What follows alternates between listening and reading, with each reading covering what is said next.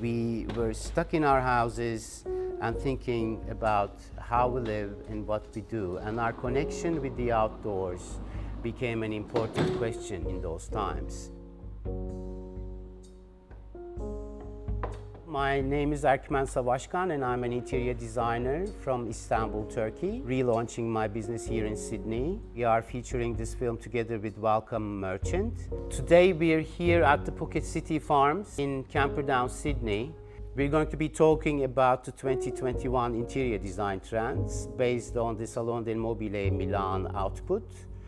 And hopefully that is going to help us to understand how interior design got influenced after the global COVID experience we had.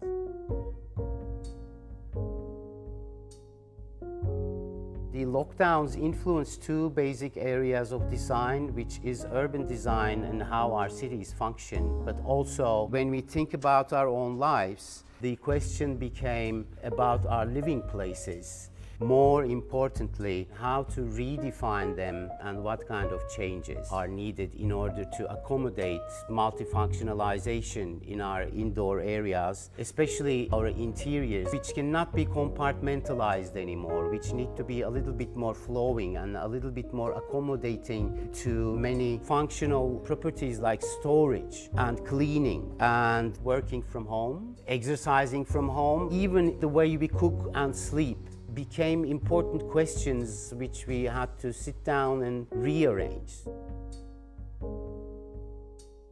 So the home becomes more and more an important place which we need to rearrange and re-functionalize. It also becomes very important how we deal with the psychological effects of our environments, not just in our homes but offices and indoor areas. So we see that actually the utilization of every single corner and places like bathrooms or entrances or corridors, which we actually sort of neglected before or thought as secondary spaces, becomes more important, and putting fun and funky and color and details and more interesting lighting everywhere and making all those areas open to new functions but also new looks and much more fresher, more entertaining, psychologically stimulating places.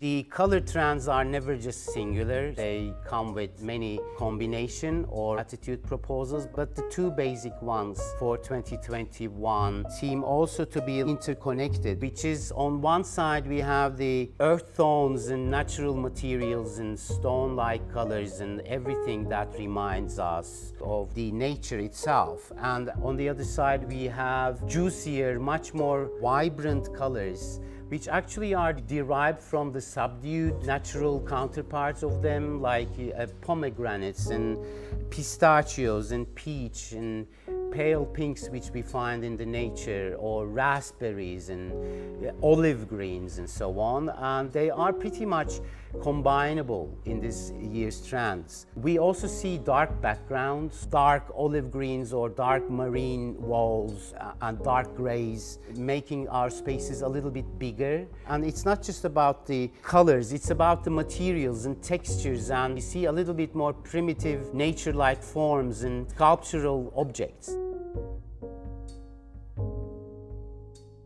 And as we said, materials and colors, of course, it's not just on the aesthetics, despite the fact that that's very important, but also about the functionality of these materials we use in our interior spaces.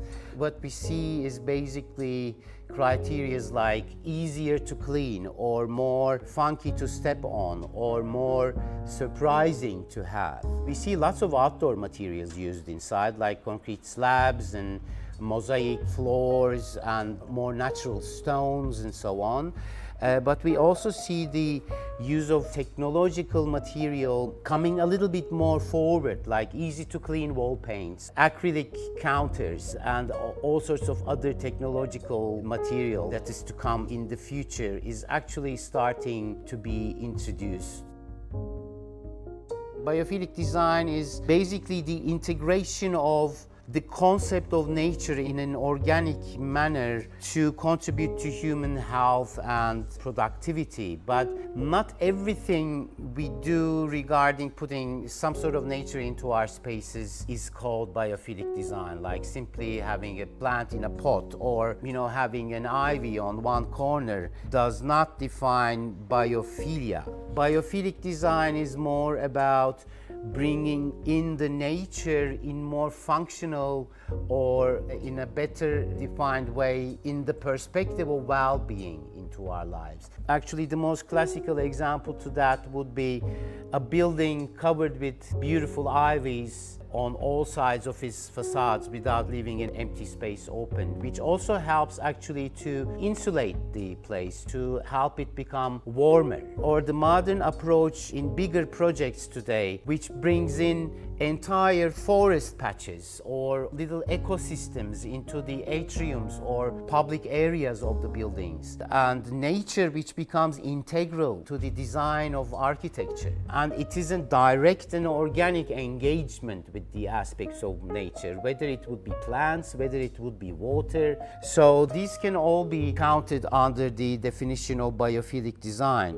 What COVID did to our lives influenced interior design very much, as it became a subject about how we live and how we actually dwell in our houses and what kind of changes are needed in order to accommodate the new living style and working style it brought together with it. So what comes out from the 2021 trend work of the Salon del Mobile, we can basically define it as bringing the outdoors in.